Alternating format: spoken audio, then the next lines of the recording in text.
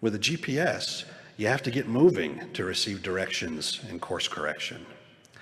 Feelings and direction from the Spirit work in much the same way. Sometimes you have to get moving before you will feel the Holy Ghost's confirming influence. Elder Richard G. Scott said it this way: a rudder won't control a drifting boat. It must be underway. You need to be moving forward. And Moroni wrote, you receive no witness until after the trial of your faith. That is, we must act in faith, then the confirming feelings will come. Faith is a decision, an action, before it is a feeling. Now, suppose you've gone an extended period without feeling much in the way of spiritual feelings. What should you do? First, examine your life. If you need to make some changes, make them. If you need to talk to your bishop, do it. Satan will try very hard to stop you from taking that step. He will tell you that however badly you feel now, talking to the bishop will only make it worse. He will tell you that the humiliation and possible restrictions associated with confessing will be much worse than whatever you're going through now. He will tell you that it is better to live with it than to go to the priesthood with it. He will be lying. He is desperate to keep you in the secret combination you have formed with him. He knows that telling the truth to a key-holding representative of Jesus Christ will shatter the bands he has you in and flood the situation with light. He knows that the enabling grace of Jesus Christ will begin working in you before you even leave the bishop's office. I again quote Elder Scott, this struggle is prolonged through indecision, and that means more pain and further damage. It can be cut short through decisive personal commitment to clean up your life right now. Push past Satan's naysaying and go see your bishop. But what if upon examining your life you see nothing obviously amiss? Though you've not been regularly feeling the Spirit, you do not detect any conspicuous blockages. What then? I have a suggestion for you.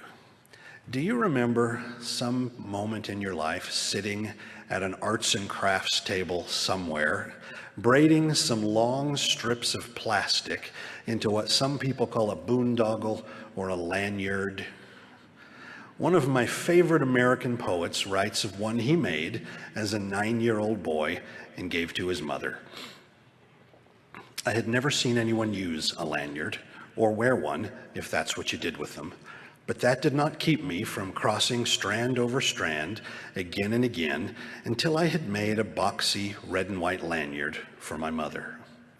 She gave me life and nourishment from her own body, and I gave her a lanyard. She nursed me in many a sick room, lifted spoons of medicine to my lips, laid cold face cloths on my forehead, and then led me out into the airy light and taught me to walk and swim, and I, in turn, presented her with a lanyard. Here are thousands of meals, she said, and here is clothing and a good education.